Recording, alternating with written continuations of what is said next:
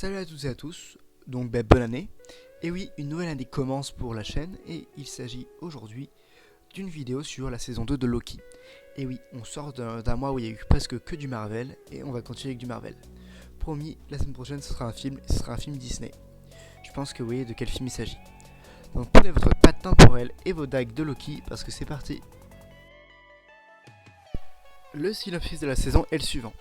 Dans son combat pour sauver l'âme du tribunal des variations anachroniques ou TVA Time Variance Authority en VO, Loki, aux côtés de l'agent Mobius, de la chasseuse B15 et d'une escouade d'anciens et de nouveaux compagnons, navigue dans un multivers de plus en plus vaste et de plus en plus dangereux. À la recherche de Sylvie, de la juge Renslayer et de Miss Minute. En chemin, il va aussi découvrir le sens véritable des notions de libre arbitre et de destin exceptionnel. Pour les divers personnages de cette saison 2, nous pouvons retrouver Loki, notre dieu de la malice préféré, Mobius, un agent de la TVA faisant équipe avec Loki, Sylvie, une version féminine de Loki, Ouroboros, un ingénieur de la TVA, la chasseuse B15 et Kazé, qui sont des agents de la TVA, et Victor Timely, qui est un variant, on va dire, entre guillemets, gentil de Celui qui demeure ou de Kang. Enfin, ça dépend de quelle version vous sentez le plus proche. Saison 2, épisode 1, Ouroboros. Loki est poursuivi par l'agent Mobius et la chasseuse B15 dans un couloir du TVA alternatif à celui que Loki connaît. Après avoir atterri dans les bureaux du niveau inférieur du TVA, Loki est transporté brusquement jusqu'au TVA qu'il connaît en y rencontrant Kazé, un employé du TVA. Loki disparaît brusquement de nouveau. Loki est alors transporté à la fois dans le passé et le présent du TVA, un phénomène appelé l'errance temporelle. Pendant ce temps, dans le TVA du présent, Mobius et la chasseuse B15 se rendent à une réunion de crise où la juge Gamble et la générale Dox et le talentueux chasseur X5 sont réunis pour choisir les mesures à prendre face à l'apparition de multiples nexus ou branches temporelles apparues dans le multivers. Après la mort de celui qui demeure, tué par Sylvie, mais elle aussi a disparu. Gamble, face aux explications de Mobius et de B15, décide de mettre fin à toute forme de délagage des nouvelles branches. Désormais revenu dans le présent, enfin non, dans le passé, Loki se retrouve dans la même salle de réunion, mais à sa grande surprise, le mur de la salle affiche le visage de celui qui demeure et certains de ses variants. Loki écoute ensuite un enregistrement où il est possible d'entendre une conversation entre celui qui demeure et Ravonna Renslayer, qui a disparu après son altercation avec Mobius. Le dirigeant du TVA semble faire l'éloge de Renslayer par rapport à la guerre multiverselle et avoue qu'il serait fier de diriger le TVA à ses côtés. Loki est alors transporté dans le présent où il retrouve enfin Mobius grâce au bâton d'effaceur de X15. Loki révèle le mur où est représenté le visage de celui qui demeure aux membres du TVA, qui était jusqu'alors couvert d'une fresque représentant les gardiens du temps. Loki explique alors à Mobius que celui qui demeure ne cachait pas son identité dans le passé du TVA. Il a donc effacé la mémoire de tous les employés par la suite. Loki et Mobius rendent alors visite à Ouroboros, ce technicien qui a créé toute la technologie pour le TVA. Ouroboros explique que l'errance temporelle est impossible dans le TVA et se rend compte par la suite que le phénomène s'est rendu possible car le centre de temporisation, le dispositif qui transforme le temps brut en un flux temporel physique et qui est indispensable dans l'alimentation du TVA, est endommagé par la surcharge de nouvelles branches temporelles qui se ramifient. Pour sauver Loki, Mobius doit alors l'extraire du flux temporel grâce à un extracteur d'aura temporelle en se rapprochant du centre de temporisation. Loki est de nouveau victime d'errance temporelle, se retrouvant alors dans le futur. Le TVA visiblement vide est en train de s'effondrer sur lui-même. Loki doit trouver un bâton effaceur en 5 minutes pour se brouiller et ainsi permettre à Mobius de l'extraire à temps du flux temporel. N'ayant pas réussi à retrouver un bâton à temps, Loki résigné est intrigué par une sonnerie de téléphone. Il tombe alors nez à nez avec Sylvie, essayant d'ouvrir les portes d'un ascenseur. Loki est ensuite brusquement brouillé de dos par une personne inconnue et réussit à être extrait à temps. Pendant ce temps, la générale Dox et X5 forment un escadron de militaires dans le but de retrouver Sylvie. À la grande surprise de B15, désormais en possession du patte temporel de celui qui demeure, Sylvie se rend sur une branche temporelle dans l'Oklahoma en 1942. Elle découvre alors un restaurant McDonald's. Jack, un employé, lui demande ce qu'elle voudrait commander. Sylvie, en observant les autres clients, répond qu'elle voudrait tout essayer. Saison 2, épisode 2, Brad Fair. Loki, Mobius et B15 se rendent à la première du film Zaniac à Londres en 1977 sur l'éternel flux temporel à la recherche de Sylvie. Ils découvrent alors le chasseur X5 chargé par la générale Dox de retrouver Sylvie, qui a finalement retrouvé son ancienne vie d'acteur célèbre, nommé Brad Wolf. Ce dernier est capturé par le trio et enfermé dans une cellule du TVA, tandis que Loki et Mobius tentent de découvrir ce que signifient les modifications du pad temporel. De Wolf, Casey les informe que Miss Minute, l'intelligence artificielle principale du TVA, collabore apparemment avec Ravonna Renslayer. Wolf refuse de révéler quoi que ce soit concernant Sylvie.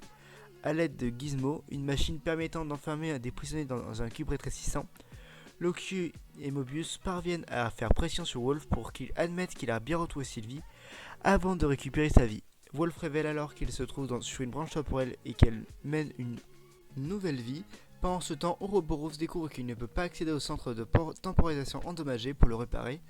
Les portes de sécurité étant totalement verrouillées, seul le scan d'aura temporel de celui qui demeure ou la présence de Miss Minute, qui peut éviter le verrouillage du système, peuvent déverrouiller les portes, si le centre de temporisation n'est pas réparé à temps. Le TVA risque d'être entièrement. Loki, Mobius et Wolf se rendent sur la branche où Sylvie travaille désormais en tant qu'employée dans un restaurant, McDonald's, en 1982.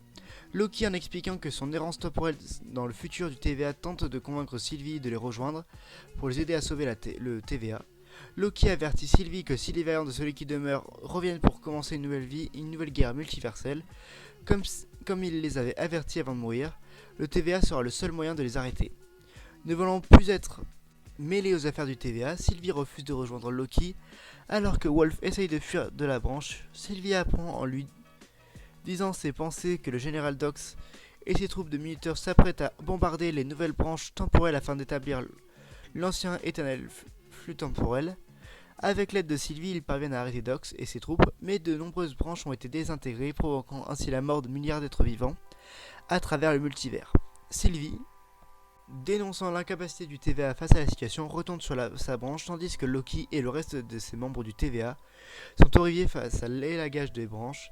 Casey informe par la suite Loki et Mobius qu'il a retrouvé la trace du pad temporel de Renslayer. Elle se trouve sur une branche temporelle. Saison 2, épisode 3, 1893. Ravonna Renslayer débarque à Chicago en 1868 sur l'éternel flux temporel. Elle y retrouve Miss Minute dans un hangar. Cette dernière lui explique que Renslayer doit déposer à la fenêtre d'une maison le manuel officiel du TVA, écrit par Ouroboros. D'après elle, c'est le plan qu'avait prévu celui qui demeure avant d'être tué par Sylvie, car il savait que sa mort était proche. Renslayer dépose le paquet à la fenêtre de la maison d'un enfant. Facteur Timely qui découvre le manuel. Selon Miss Minute, Timely est la personne destinée à devenir celui qui demeure dans le futur. Pendant ce temps, Loki et Mobius se rendent à leur tour à Chicago en 1868 sur l'éternel flux temporel à la recherche de Renslayer et Miss Minute. Ne constatant aucune présence particulière, Mobius et Loki se rendent en 1843 au même endroit, la dernière destination qui était indiquée sur les informations du pad temporel de Renslayer. Mobius et Loki débarquent alors en pleine exposition universelle de Chicago, désormais sur une branche temporelle. Le manuel du TVA déposé à la fenêtre de Timely a donc provoqué un nexus. En lisant les nouvelles sur un journal indiquant possiblement la présence de Miss Minute, Loki et Mobius explorent l'exposition à la recherche de Renslayer. Ils finissent par trouver un spectacle ayant pour thème le temps, animé par Timely, devenu un grand inventeur. Sur place, ils découvrent que Renslayer et Timely entre alors en scène. Après un discours excentrique sur le temps, Timely présente au public captivé par une machine qui s'apparente être au prototype du centre de temporisation du TVA. Après sa représentation, Timely est abordé par Renslayer, Mobius et Loki. À l'extérieur, Timely est alors soudainement pris en chasse par l'un de ses acheteurs mécontents. Loki réussit à retrouver Timely, mais Sylvie débarque brusquement souhaitant tuer Timely car elle l'estime trop dangereux. Enfermé dans la grande roue de l'exposition, Loki essaie de convaincre Sylvie de ne pas tuer Timely car il est indispensable pour la survie du TVA. Timely réussit finalement à fuir avec Renslayer après que Miss Minute ait effrayé la foule en augmentant sa taille. Plus tard, Renslayer et Miss Minute expliquent leur motivation ainsi que le destin tracé à Timely.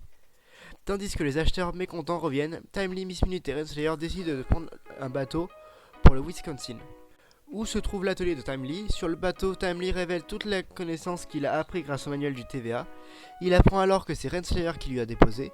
Elle propose alors à Timely de collaborer ensemble. Ce dernier, n'acceptant aucune collaboration, décide d'abandonner Renslayer dans un canot de sauvetage et de partir avec Miss Minute. Dans l'atelier, Miss Minute avoue à Timely qu'elle est toujours sentie comme une simple ordinateur pour celui qui demeure. L'intelligence artificielle révèle alors son amour pour Timely et elle voudrait que ce dernier lui offre un corps physique pour qu'elle devienne sa compagne entre guillemets. Effrayée, Timely désactive Miss Minute. Renslayer débarque brusquement avec l'un des prototypes d'armes de Timely, l'obligeant à lui obéir. Mobius, Loki ainsi que Sylvie débarquent à leur tour. Sylvie, qui était décidée à tuer Timely, se résigne. Mobius et Loki emmènent alors Timely au TVA, tandis que Sylvie utilise le pâte de celui qui demeure pour projeter Renslayer à travers un portail jusqu'à la citadelle à la fin des temps, où se trouve encore le cadavre de celui qui demeure. Renslayer réactive Miss Minute. Déçue de Timely, Miss Minute explique qu'elle connaît tous les secrets de celui qui demeure, notamment un qui en particulier sur Renslayer qui pourrait la rendre furieuse. Saison 2, épisode 4, le cœur du TVA. Dans la citadelle à la fin des temps, Ravonna Renslayer apprend par Miss Minute qu'elle dirigeait l'armée entière de celui qui demeure pendant la guerre multiverselle, et qu'elle était également destinée à diriger le TVA aux côtés de celui qui demeure.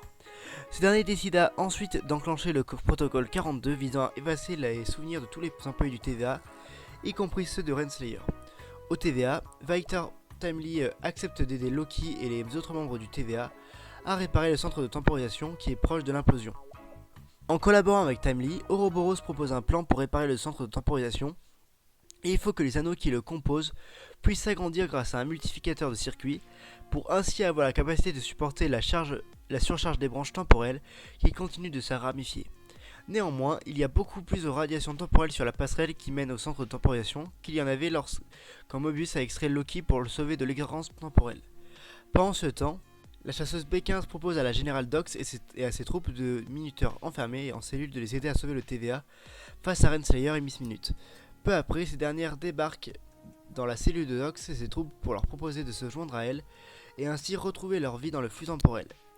Dox et les autres entièrement dévoués au TVA refusent, mais Brad Wolf accepte l'offre de Renslayer. Dox et les minuteurs sont alors brutalement tués par Renslayer. Grâce à un prototype de Timely, Ouroboros parvient à construire le multiplicateur de circuits. Malheureusement, Timely est capturé par Wolf et Renslayer alors qu'il était en train de se servir d'une tasse de chocolat chaud dans le cafétéria du TVA.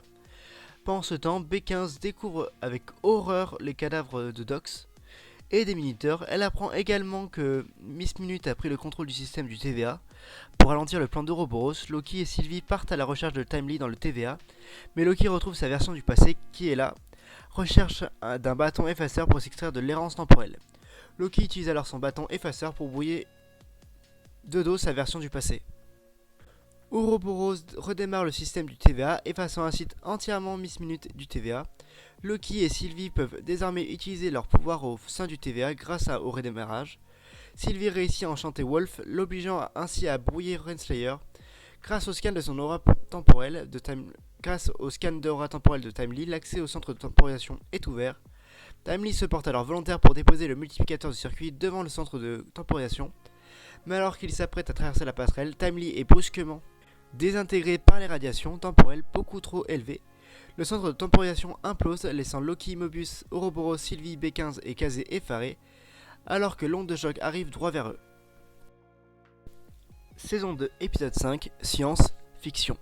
Après l'implosion, Loki se retrouve seul dans le centre de temporisation, qui n'est visiblement plus détruit, alors qu'il se dirige dans le bureau. Loki est encore victime d'errance temporelle, se transportant ainsi dans différents lieux du TVA. Ce dernier se spaghettifie entièrement, laissant ainsi tout le multivers en danger. Loki est alors brusquement transporté sur le flux temporel.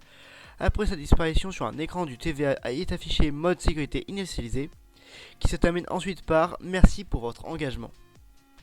Loki atterrit premièrement en 1962 devant le pénitencier fédéral d'Alcatraz, sur une branche temporelle où il rencontre Kazé, qui se trouve être en réalité Frank Morris en pleine évasion.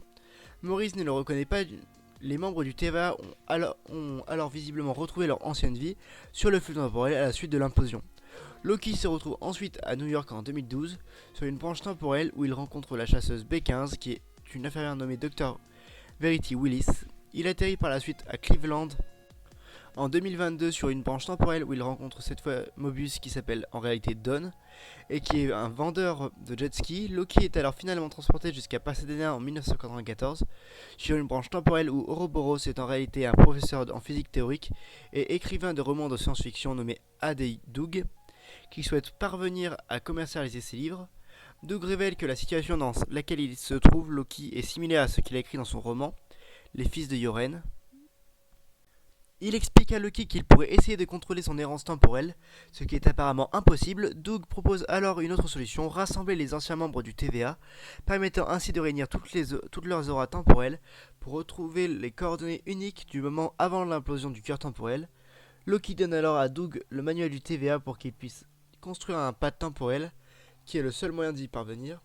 Loki est alors brusquement transporté encore une fois en 2022 devant la maison de Don, qui mène une vie paisible avec ses deux fils.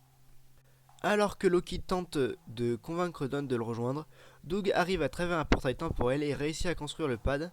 Don, qui accepte le pseudonyme Mobius, rejoint Loki et Doug. Tous les autres membres sont désormais réunis en 1994. Loki part à la recherche de Sylvie en 1942 sur une branche temporelle. Sur place, Sylvie refuse d'aider Loki car elle estime que les autres membres du TVA doivent garder leur ancienne vie et que Loki devrait faire de même. De retour en 1994, Loki est résigné et souhaite abandonner le TVA. Pendant ce temps, la branche temporelle où se trouve Sylvie se spaghettifie sous ses yeux, mais grâce au pad temporel de celui qui demeure, Sylvie s'échappe à temps et retrouve Loki et les autres. Soudainement, tous les membres du TVA, y compris Sylvie, se spaghettifient. Tour à tour, alors que la branche temporelle est en train de disparaître, Loki, en plein désespoir, parvient miraculeusement à contrôler son errance temporelle en revenant quelques minutes avant la disparition de Sylvie, désormais capable de réécrire l'histoire en voyageant dans le temps à sa guise. Loki retourne dans le passé, dans le centre de temporisation, quelques minutes avant la mort de Victor Timely. Saison 2, épisode 6, Glorieux Destin.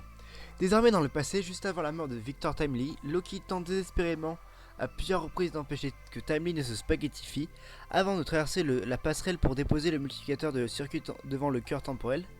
Loki utilise alors son errance temporelle pour retourner jusqu'à l'arrivée de Timely au TVA au moment auquel les radiations temporelles sont suffisamment faibles pour déposer le multiplicateur. Loki doit alors apprendre tout le fonctionnement de la technologie du TVA pour y parvenir à temps, ce qui prend alors des siècles. Loki revient alors des milliers de fois le même moment. De retour au moment prévu, Timely réussit finalement à déposer le multiplicateur à temps, permettant alors aux anneaux du cœur de s'élargir pour faire passer les branches temporelles qui se ramifient. Alors qu'ils fêtent leur victoire, Ouroboros découvre que malgré l'agrandissement des anneaux, le cœur temporel est de nouveau en surcharge.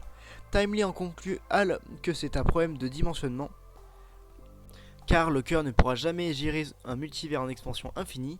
Le TVA est alors condamné. Loki utilise son errance temporelle pour retourner jusqu'au moment où Sylvie s'apprête à tuer celui qui demeure dans la citadelle à la fin des temps. Alors qu'il tente de l'empêcher à plusieurs reprises de tuer celui qui demeure, ce dernier décide d'immobiliser Sylvie un instant, car il s'est rendu compte que ce n'est pas la première fois qu'il remonte dans le temps, et souhaite avoir une discussion.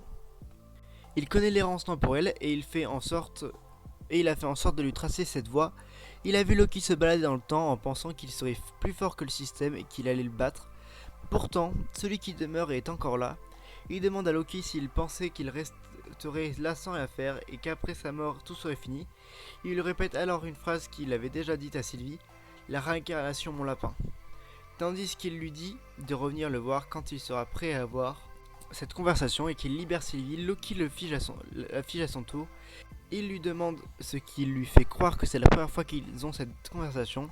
Celui qui demeure devine alors que Loki a enfin compris qu'il sait pourquoi il est là. Il lui demande ensuite comment va Victor Timely et évoque le problème avec le cœur temporel. Loki lui dit alors que Victor avait suggéré que c'était un problème de dimension, mais celui qui demeure lui répond qu'il n'y a aucun problème. Le cœur protège le système du TVA, et quand il est surchargé de nouvelles branches, il élague toutes celles qui ne devraient pas se trouver là et supprime aussi le TVA, sauf l'éternel flux temporel. Le TVA n'est qu'un dommage collatéral qui, selon lui, sera facile à rebâtir. Il révèle que tous ces variants sont déjà là et peu importe ce que Loki puisse faire, car le résultat de cette équation demeure identique. Il perd. Loki observe un schéma sur un tableau et dit à celui qui demeure qu'il changera l'équation en brisant le cœur, mais celui qui demeure lui dit que le cœur empêche l'affrontement à mort auquel rien ne survit, pas même l'éternel flux temporel. Il précise que tous les moments de paix que Loki a vécu ont eu lieu parce qu'il montait la garde à la fin des temps. Il lui demande ce qui arriverait à ses amis si le cœur se briserait. Il a fait des choix douloureux, c'est pourquoi il a droit au trône. Il maintient en vie les habitants de l'éternel flux temporel, il offre à Loki un choix. Soit il brise le cœur et provoque la guerre multiverselle qui les tuera tous, soit il tue Sylvie et avec son aide, ils protégeront ceux qu'ils pourront. Loki utilise alors ensuite son errance temporelle pour se transporter jusqu'à son interrogatoire face à Mobius dans le théâtre du temps, quelque temps après son arrestation par le TVA. Mobius lui explique que tout glorieux destin est un fardeau et qu'on ne peut vraiment y échapper. Tandis que le théâtre du temps se spaghettifie, Loki retourne à Pasadena en 1994, juste avant la disparition de Sylvie, désormais capable d'arrêter le temps. Loki explique à Sylvie qu'il devrait rétablir l'éternel flux temporel afin d'arrêter tout cet engrenage. Sylvie le persuade de préserver le libre arbitre à la place, ce qui amène Loki à croire que détruire quelque chose est un devoir, mais à condition de garder espoir de pouvoir remplacer cette chose par un monde meilleur. Loki retourne dans le centre de temporisation. Il décide alors de prendre la place de Timely pour traverser la passerelle. Loki ferme alors les portes derrière lui. Il explique à Mobius et Sylvie qu'il sait ce qu'il veut et quel genre de dieu il doit devenir pour eux, pour tout le monde. Alors que Loki se dirige alors vers le cœur, un costume vert et des cornes se matérialisent sur lui. Il détruit le cœur, mettant ainsi un terme au plan final de celui qui demeure. Mais toutes les branches temporelles sont mourantes. Loki utilise sa magie sur des branches pour leur redonner vie. C'est alors qu'un portail vers les ruines de la citadelle à la fin des temps s'ouvre. Il rassemble toutes les branches et les mène avec lui à travers le portail. De l'autre côté, Loki, avec toutes les branches entre ses mains et sa cape, leur redonne vie une à une. Il atteint le sommet du rocher de la citadelle, où le siège de celui qui demeure se transforme en un trône d'or. Loki s'y installe et déploie toutes les branches temporelles qui reprennent vie. Elles constituent désormais les rameaux d'un frêne, dont les couleurs des branches du tronc et des racines sont vertes, formant ainsi un gigantesque Yggdrasil sur son trône. Loki maintient en vie le frêne du multivers. Plus tard, le TVA et ses membres se sont réorganisés, dont la nouvelle mission est de veiller à la bonne croissance des branches temporelles afin que le multivers puisse perdurer. La chasseuse B15 est devenue une des dirigeantes de l'organisation. Miss Minute a été réactivée et reprogrammée pour aider le TVA. B15 vient de voir Mobius dans son bureau pour savoir si tout va bien. Il lui présente des rapports qu'il a reçus sur les variantes de celui qui demeure. B15 lui demande si certains d'entre eux savent que le TVA existe. Il lui répond que non, mais révèle qu'apparemment l'un d'entre eux vient de faire du raffut sur le royaume adjacent 616, le royaume quantique, mais ce problème fut géré. Le TVA est donc tranquille pour l'instant. Mobius décide de quitter pour le moment le TVA. Ouroboros a publié une deuxième édition du manuel du TVA qu'il a coécrit avec Timely. Ce dernier n'a alors pas la possibilité de trouver le manuel à sa fenêtre en 1868 pendant son enfance, effaçant ainsi son futur qui a été tracé par celui qui demeure. Ravonna Renslayer se réveille dans le néant, tandis que Elliot se rapproche d'elle. Mobius se rend à Cleveland en 2022 pour observer son ancienne vie avec ses deux fils. Sylvie le rejoint. Mobius lui demande ce qu'elle compte faire, mais elle ne sait pas où le mènera son chemin. Sylvie lui demande la même chose. Mobius lui répond qu'il va simplement attendre ici un moment, que le temps s'écoule. La conversation entre Mobius et Sylvie est observée par Loki, qui est devenu le dieu du temps et du multivers, sa glorieuse destinée étant accomplie.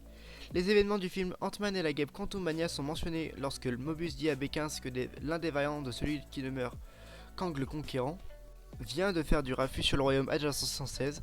Cela signifie que tous les événements dans le multivers se déroulent de la même manière, du moins jusqu'au moment où le TVA s'opposera aux agissements des variants de celui qui demeure, car à l'origine le TVA ne fut créé qu'après la fin de la guerre multiverselle. Ce changement aura un impact dans Avengers The Kang Dynasty et mènera à Avengers Secret Wars. Donc du coup, qu'est-ce que j'ai pensé de cette saison 2 de Loki? Et plus globalement de la série Loki, parce que c'était une série en 2 parties. Jusqu'à ce qu'ils nous sortent une 3ème saison, mais j'espère pas, parce que ce serait vraiment ridicule pour Marvel de faire ça. Mais bon, passons. Donc du coup, qu'est-ce que j'ai pu penser de cette saison 2 de Loki? Tout d'abord, j'ai adoré vraiment cette saison 2. Je trouvais que déjà le fait que ça prenne directement à la fin de la première saison, qu'ils avaient lâché sur un gros cliffhanger, c'est-à-dire Mobius qui ne reconnaît pas Loki, B15 aussi qui était avec Mobius d'ailleurs. Ça n'a aucun sens ce que je dis, mais c'est pas grave. Mais en gros, vraiment le fait que ce soit l'épisode 1 soit vraiment la suite directe, et genre limite comme une partie B du final de la saison 1. Ouais, c'était vraiment formidable parce qu'il y avait vraiment de gros enjeux sur l'épisode 1. Donc c'est redescendu sur l'épisode 2 et 3. Et vraiment, t'as l'impression d'avoir un énorme final sur 3 épisodes. Pour l'épisode 4, 5, 6, avec la première partie qui est vraiment là c'est la merde, faut faire quelque chose. La cinquième partie, putain on a échoué mais il faut essayer de trouver un moyen de repartir. Et sur le troisième épisode, c'est bon, on sait à peu près comment il faut faire, maintenant il faut arriver à obtenir le meilleur résultat possible. Et voilà. Et en fait, le fait que Loki devienne à la fois le dieu des histoires dans les comics, enfin comme dans les comics c'est le dieu des histoires, c'est-à-dire qu'il contrôle le multivers, soit d'un point de vue espace et temps, c'est super important et super pour le personnage, surtout parce que le personnage a toujours recherché un glorieux destin, et son glorieux destin il se l'est offert lui-même en devenant bon en quelque sorte. Et l'objectif de la série était d'amener Loki, enfin la Loki de la version de 2012 du cast temporel d'Avengers Endgame, à un niveau émotionnel similaire à celui de Loki dans Thor Ragnarok, enfin début de Infinity War quand il se fait tuer. J'ai l'impression qu'ils ont été au-delà de ça, parce qu'ils nous ont proposé une nouvelle version du personnage, parce que en quelque sorte, personnellement j'ai trouvé que Loki était semblable émotionnellement à celui de Infinity War dès l'épisode 2 voire 3 dès l'épisode 2 de Loki saison 1. Mais là à la fin de cette sixième, il est vraiment devenu extrêmement bon. Limite c'est un héros à part entière et pas un anti-héros comme on pouvait le voir dans le Infinity War ou Ragnarok. Mais là c'est un héros à part entière qui veut seulement faire le bien. En fait, le fait qu'on l'ait émancipé de son frère, et parce que les deux ont une dynamique assez importante dans la saga Thor, c'est super important parce que là, ça permettait au personnage d'évoluer dans sa propre direction, et donc du coup de proposer quelque chose de différent et d'important pour le personnage. Donc du coup, j'ai hâte de revoir le personnage si on le reverra un jour. Je suppose qu'on le reverra dans, je dirais, post-générique de Kang Dynasty et personnage principal de Secret Wars. J'aurais bien aimé le voir dans Deadpool 3 en tant que chef du TVA, mais ce ne sera pas le cas, dommage. Après, cette saison 2, elle est globalement bien. Du coup, comme je l'ai dit, j'ai adoré cette dynamique des 3 derniers épisodes, 4, 5, 6. Et le premier, c'était peut-être le mieux par contre, parce que en termes émotionnels et tout, l'impact que ça avait, c'était vraiment mieux, ouais. Bon, le 6, on a lâché quelques petites larmes quand Mobius a dit qu'il voulait juste attendre. Et la musique. Vraiment, c'est un des points forts de cette série, c'est la musique. Je crois que son nom de famille c'est Holt, mais en gros, c'est la musique que cette femme fait. Je crois que c'est une femme qui fait la musique. Elle est géniale. Surtout la musique de l'épisode final, sur la fin et tout. Et même les effets visuels et tout, c'est super bien travaillé, je trouve c'est merveilleux. Bon ben voilà, globalement la série Loki est l'une des meilleures séries Marvel. On se rappelle que plus tôt dans l'année, enfin l'année dernière, j'avais critiqué la saison 1 de Secret Invasion, et ben honnêtement c'était vraiment de la merde. Mais on se retrouve très bientôt normalement pour la critique, bon, pas la semaine prochaine mais la critique de la saison 2 de What If, et encore après celle de la saison 1 de Echo. Et oui, deux séries Marvel à chroniquer dans les semaines à venir. On se retrouve très bientôt pour une nouvelle pêche aux infos Disney, bye bye, et dans ce cas là plus une info Disney aux infos Marvel dans ce cas là. Allez, bye bye.